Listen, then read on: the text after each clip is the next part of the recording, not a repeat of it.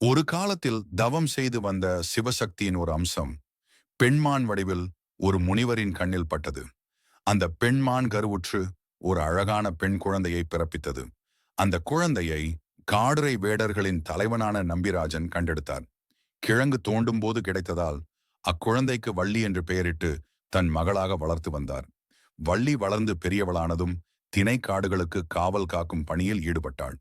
அங்கு வரும் பறவைகள் மற்றும் விலங்குகளை விரட்டி அடித்தாள்.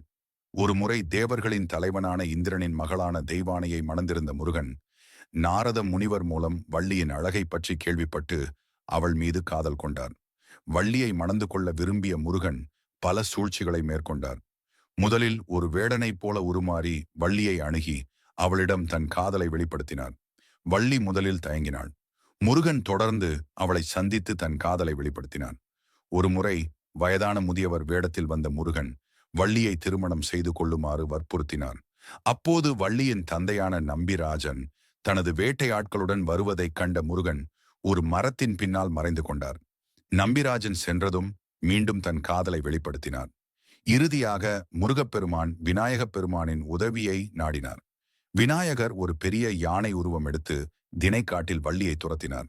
யானையை கண்டு பயந்து ஓடிய வள்ளி அங்கு நின்றிருந்த வயதான முதியவர் வடிவிலிருந்த முருகனிடம் அடைக்கலம் தேடினாள். பயத்தில் முருகனை கட்டியணைத்துக் கொண்டாள். அந்த சமயத்தில் முருகன் தனது உண்மையான ரூபத்தை காட்டி வள்ளியிடம் தனது காதலை தெரிவித்தார். முருகனின் அன்பை புரிந்து கொண்ட வள்ளி அவரை மணந்து கொள்ள சம்மதித்தாள். பின்னர் முருகப்பெருமான் வள்ளியை திருமணம் செய்து கொண்டார். இந்த திருமண நிகழ்வு பொதுவாக பங்குனி உத்திரம் அன்று கொண்டாடப்படுகிறது. முருகன் வள்ளி கதை இறைவன் பக்தனின் அன்பிற்காக எந்த எல்லைக்கும் செல்வார் என்பதையும் அன்பின் ஆழத்தையும் எடுத்துரைக்கிறது. இந்த கதை உங்கள் அனைவருக்கும் பிடிக்கும் என்று நம்புகிறேன். அடுத்த கதையாக ஒரு புதிய சரித்திரம் செல்லும் கதைகளை செல்ல இருக்கிறேன்.